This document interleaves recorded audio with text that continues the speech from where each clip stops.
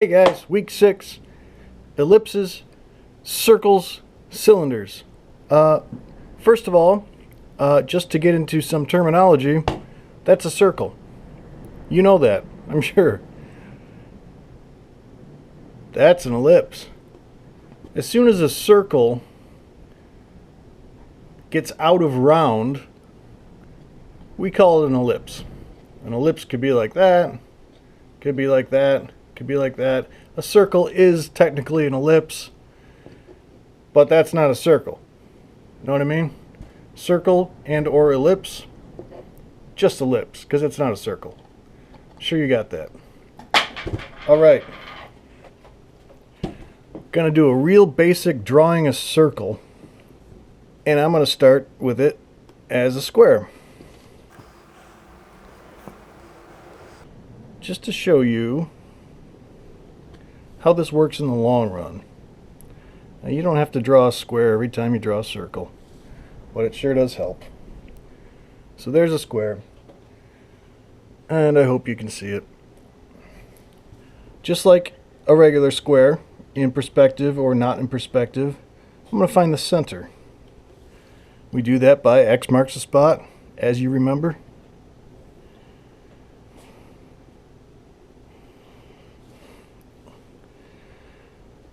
I'm going to divide the square up into 4 equal squares.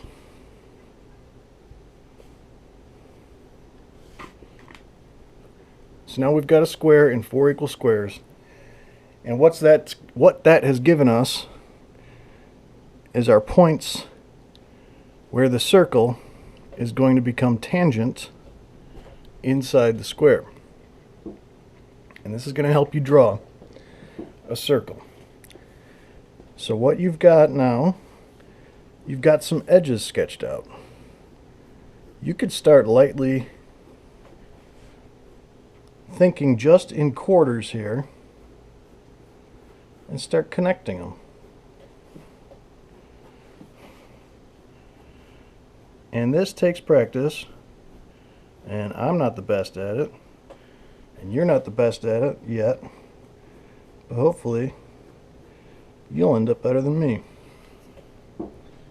And I'm walking all around my drawing just so I can get, you know, sort of this wrist angle. Do whatever works.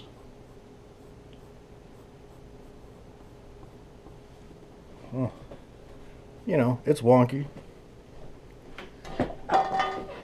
Plus I've got a GoPro in my face. That does not help. Okay, so the basic idea. But most importantly, it's hit these marks, hit these tangents.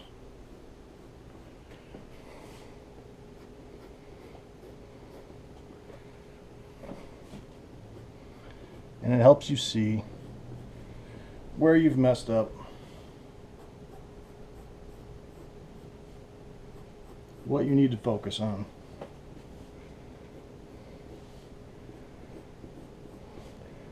Remember, I'm drawing super light. In fact, I'm so light, yeah, you can see it. Hopefully you can see it. What this is going to help you with is carrying this over to drawing ellipses, which is plural for ellipsis. So, I'm just going to show you a real untechnical version of drawing an ellipsis by using the major axis and the minor axis. Before I talk more about axes,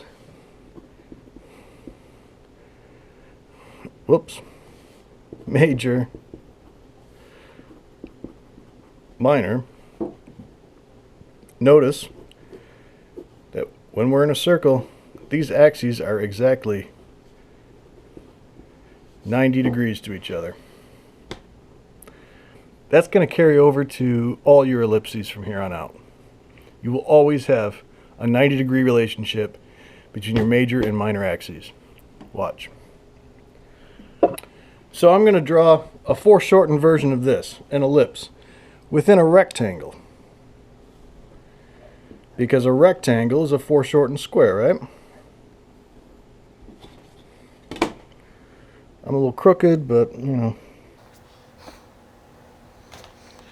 Okay, I've laid out a rectangle. I'm going to find center as we do.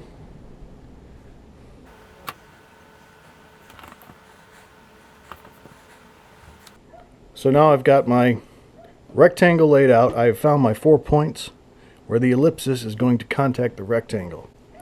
I'm going to start working in the outer edges of that ellipsis. We know that if this ellipsis is going to be completely contained in there, within the rectangle, none of it's going to fall outside of that rectangle, and everything from this point to this point is going to fall somewhere inside there. So what I'm doing is I'm just using that area to make a nice shape from point to point. And I'm going to do it again.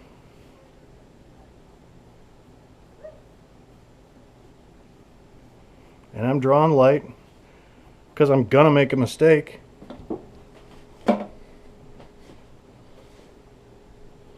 I'm walking around because that's my preferred wrist angle, and that's going to be different from everybody.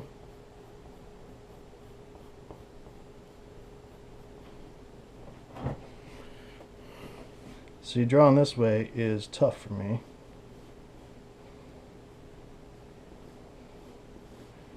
In fact, I'm getting a little football-y that way.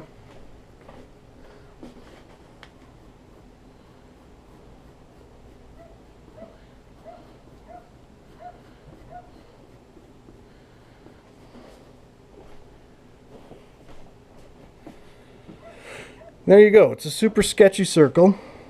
If this were a final drawing, something I want to make nice, I would be really pushing the contrast by really giving weight to that front part. And remember, I talk about atmospheric perspective in some of your homework comments that I've made. Some of us have discussed atmospheric perspective in emails, but that's just when you really want to push that front edge and let the back recede. So there we go. There's an ellipse within a rectangle. Now, let me talk about football for a second. Something we all learned as a kid. Maybe we didn't learn it, but we picked it up. A lot of folks want to make their ellipses like that. I don't know if you can see that.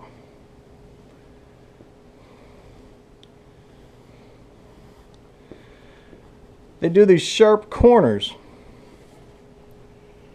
Never, ever. That's a football. That's what I call a football. And a lot of folks call it a football. Ellipses will never look like this. There is no sharp corner in here. How about I grab a can of tomato soup? You can zoom in to any ellipse. You can look at it with a microscope. It could be as tiny as a thumb thing or as big as a football field. But we never quite looked at it how it really is. It never comes to a sharp point here. It's always going to be rounded, and that where that helps you, that knowledge helps you in these edges right here, because that's going to where you're going to want to start. You're going to want to blunt those edges. See how they do not come to a sharp point like that. It's round. It's always round. Because all it is really is a foreshortened version of this edge right here. So again, if I'm going to freehand an ellipse into a rectangle, and I'm going to do a really skinny one.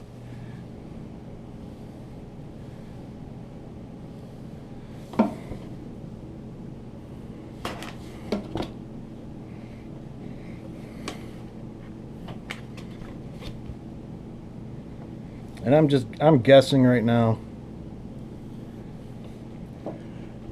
I'm dividing it up. But even if I'm going to do a really skinny rectangle, I still want to avoid sharp corners right there, as well as here. This one's a little more obvious because it's a long, gradual slope, whereas the corners aren't, but they still are a slope. They are not sharp. You will round it and bring it down. Round it. Get yourself some of that back edge. And you just start working them towards each other.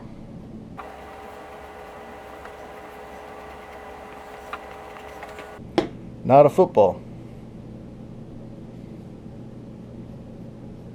A nice gradual rounded ellipse. Once I learned that, it kind of blew my mind. But I'll know forever that this just does not happen in real life and in drawing. So, alright, knowing what we know about ellipses, let's start on a cylinder. Let me find a good spot. Alright, I'm going to draw a cylinder up here, just standing up in perspective. Let's say, oh, my cylinder is going to be about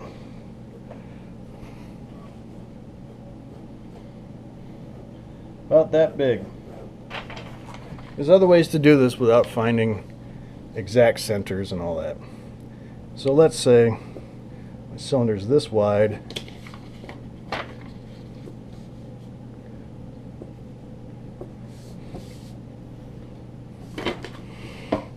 I'm going to find center just using the paper method. I think it's about there.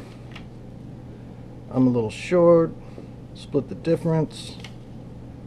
Boom, boom, yep, center.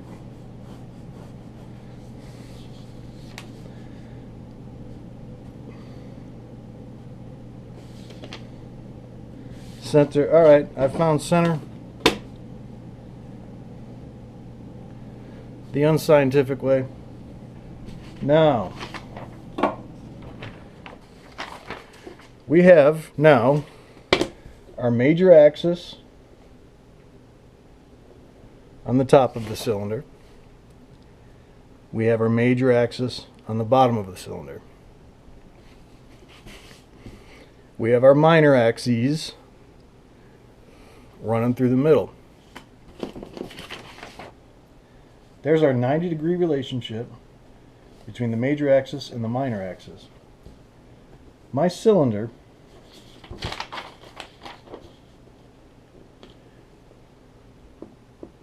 my ellipse is going to be equal distant from the center there. So now I have the front edge of my cylinder and the back edge of my cylinder.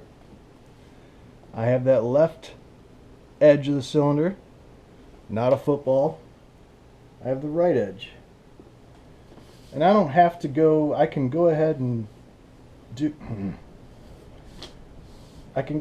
those lines if I want. I don't really need them, because again, I'm going to start connecting these little curls, these little shapes, to find that front edge and the side edge and the overall shape of that cylinder.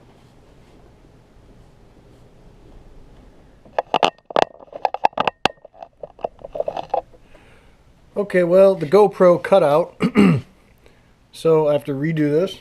And that's okay. When we run into a problem, we just fix it. So at that point, I had the top cylinder done, and I was moving on to the bottom cylinder. Now, the important part of that is that we are in perspective with a horizon line somewhere up there, and we know that as things move away from the horizon line, the angle gets flatter, right? Just like as it moves side to side from the center of vision. See, look at my hand right now. You see more of the palm than the back of the hand, right? The further you get away from center. Same with horizon. Well, if our horizon's about there, you're going to see more of the top of my hand. That's just the laws of perspective. So what's going to happen to this bottom plane is we're going to see more of it. It's going to be taller, wider, well, not wider, but taller in this case, than the top one. So, here's proof of that.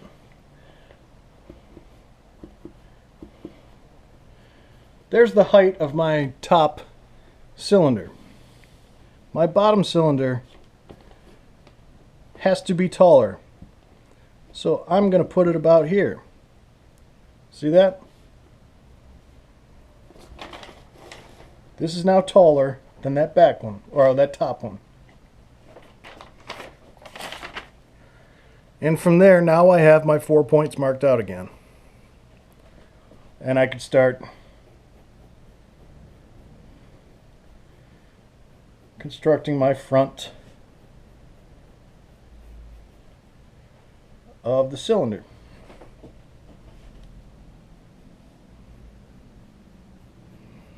By connecting up our 4 points, just like we did on the top.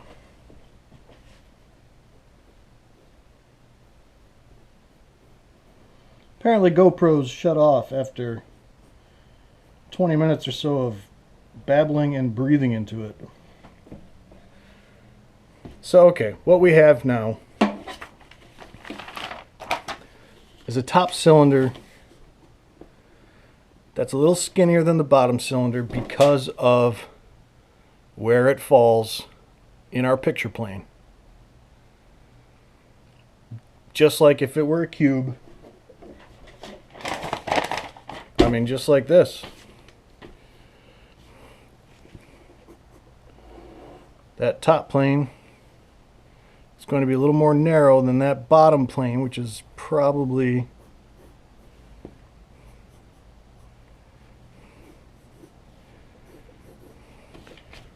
about like that,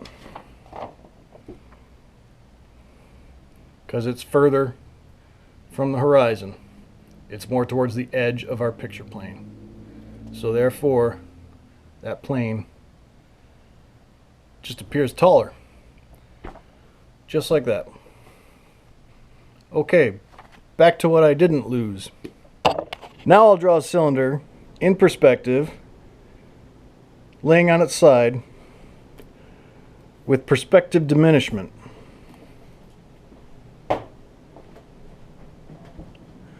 I'm going to rough it out. So there's the bottom of our cylinder. We know the top is going to angle down towards the vanishing points. Let's say we got here, here. I think the middle's about here.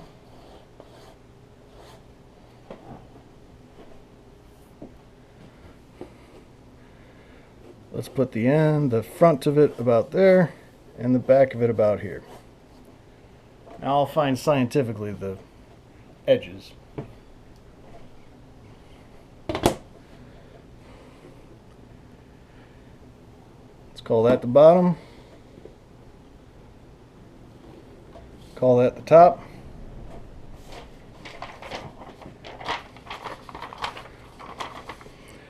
I'm going to unscientifically find a middle.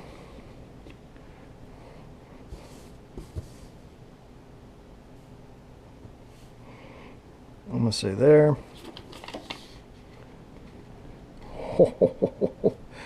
And I was about dead on. Do the same to the back. It's going to be shorter.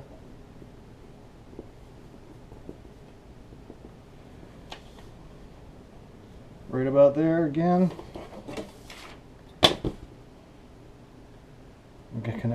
I'm going to connect that. That'll give us our minor axis. Now let's start figuring out what our cylinders are going to look like. I think it's going to be out around there and around here.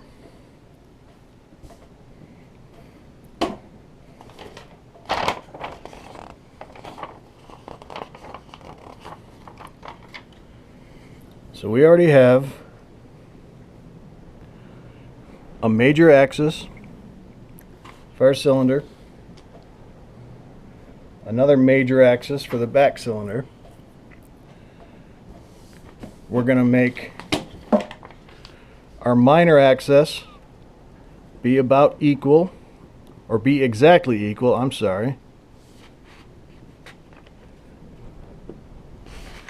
from this 90-degree relationship between the major axis and the minor axis. So I've got my points, I've got my edges for this cylinder. I'm starting with the non-football shape. Do a little bit up there. Do another non-football shape up there. Find that side, but I'm kind of upside down. Get my wrist angle. I'm walking around. I'm hitting my head.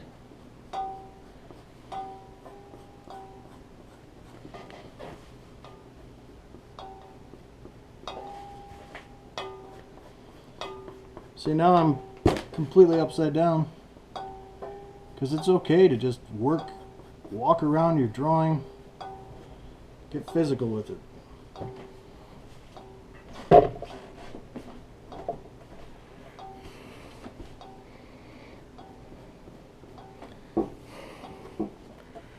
There's my front cylinder.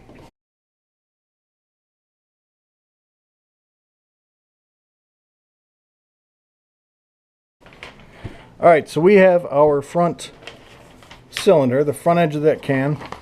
What do we know about the back one? We know it's going to be wider than our front one because it's moving away from us. It's moving away from the center of vision, which is basically just like moving down from the horizon, but sideways. So we know it would be a flatter circle. So it's going to be wider than this front one.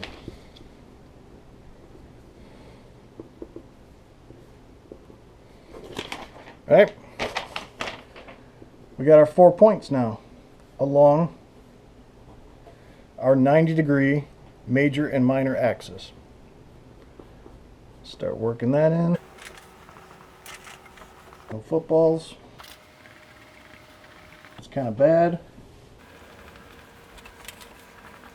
But either way,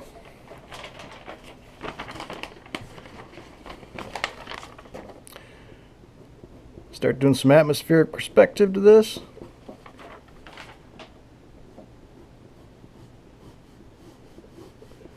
Let's get a nice solid line down there because this is on the surface, right? Continue it through that edge because we don't have a corner.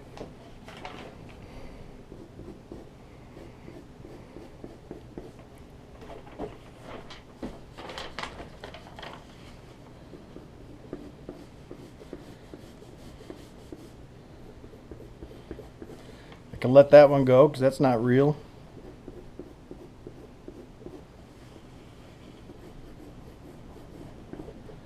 Give this front edge some life.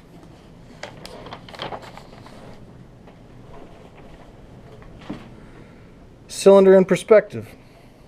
I'll put a little bit of tabletop in there just to kind of ground it some. Let's say that's the edge of a table.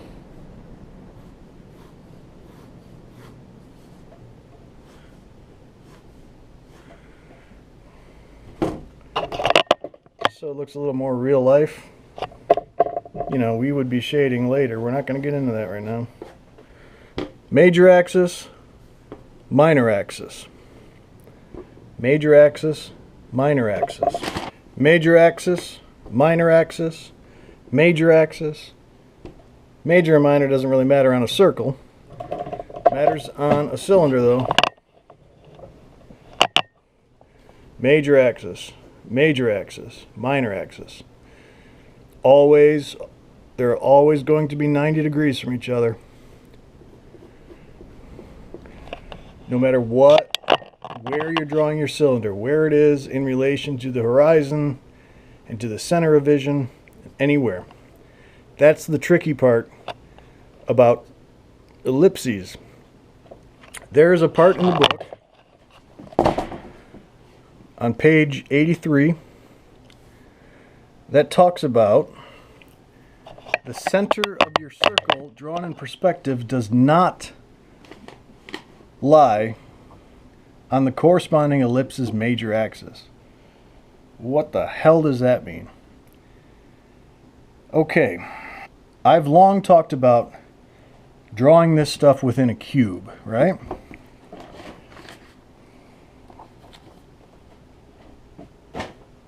And cylinders certainly fit within cubes, right? What if this were a rectangle in perspective? 1 point perspective.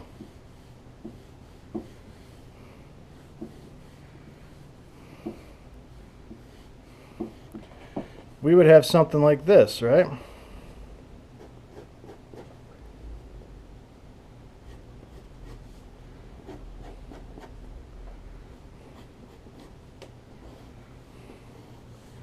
We would have this box around our cylinder.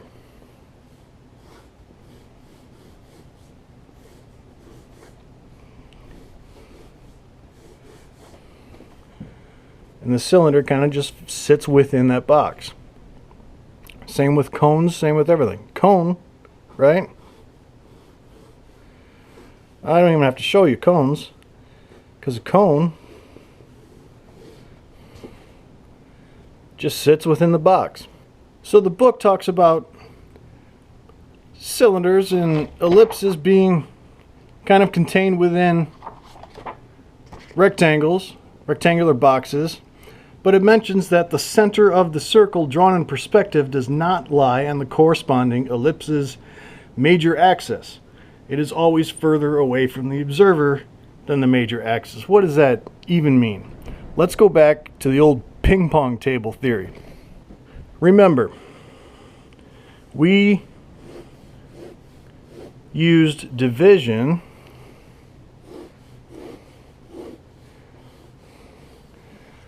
to talk about finding the center of square or rectangular objects in perspective.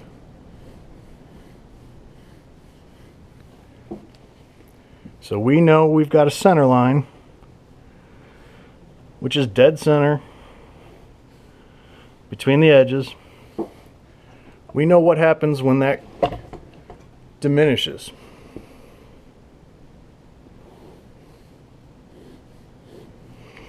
We lay that table down.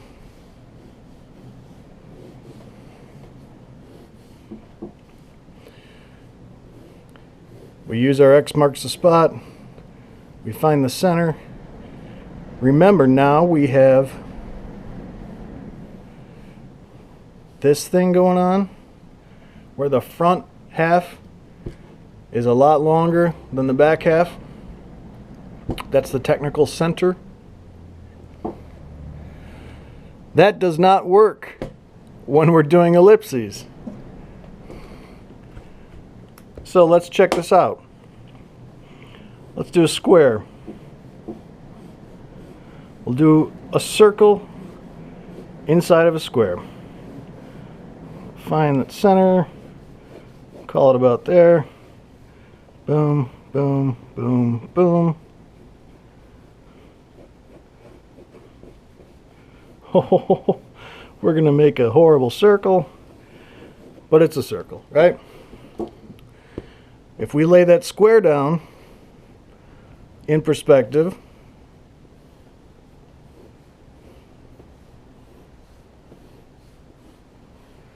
and we find the center of that square,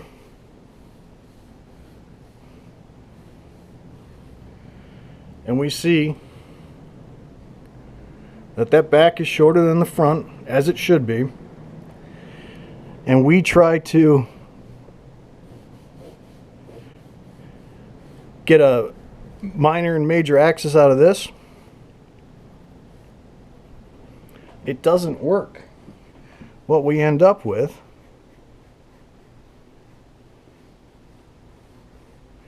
is this goofy shape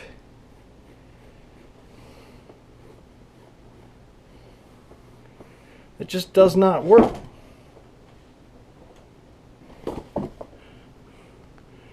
Like that right there. And that's because an ellipse will always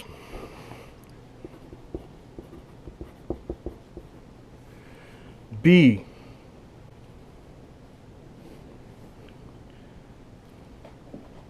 equally divided in half along the major axis. So our major axis here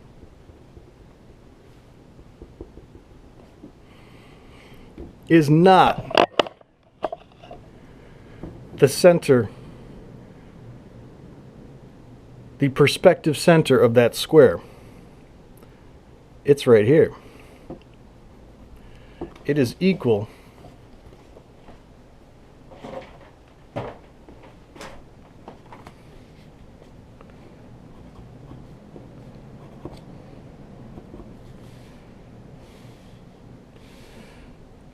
it's equal along the minor axis.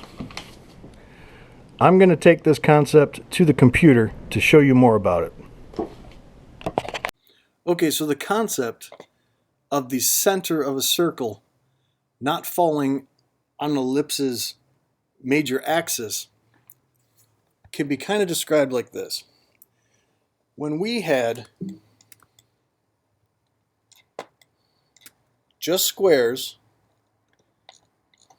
and we start to lay them down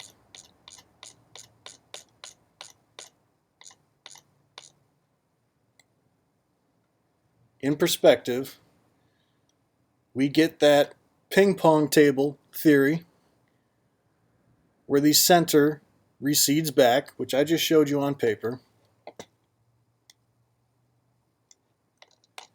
Now look what happens when we add an ellipse right inside of a square. So number one, you've got a square with a perfect circle inside of a perfect square. We're going to start to lay them down in perspective. And do you see what's going on here? How that center of the square isn't falling in the center of the circle? Look how extreme it is there. So what's going on here?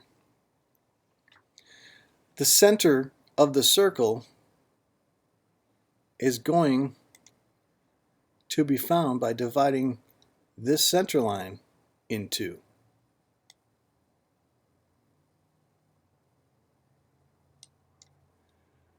Not the center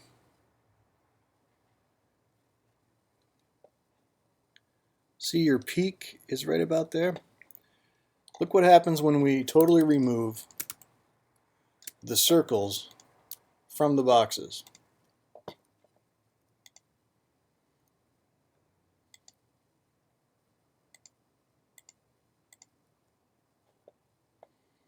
The circles look exactly the same, right? But we know that the major axis of all these circles fall right in between, right in the middle of the minor axis. So compare that to where they are in a square. It's a goofy concept. You'll start to see it put in practice. But just remember, if you're going to try to draw an ellipse out of that, you're going to get a really goofy shape. Minor axis, major axis. Major is in red. Major goes lengthwise across the ellipse. It's just one of those things. I can't explain it. I don't think a lot of people can. Just how it works. So you can go ahead and try to draw a circle on here without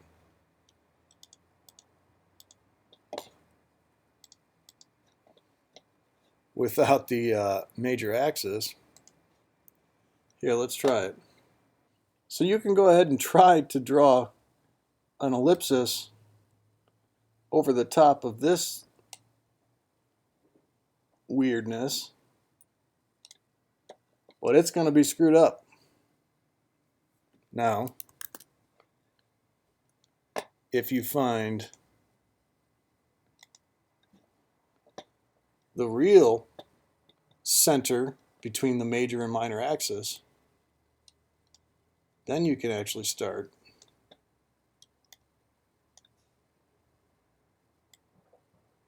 to draw a real ellipse.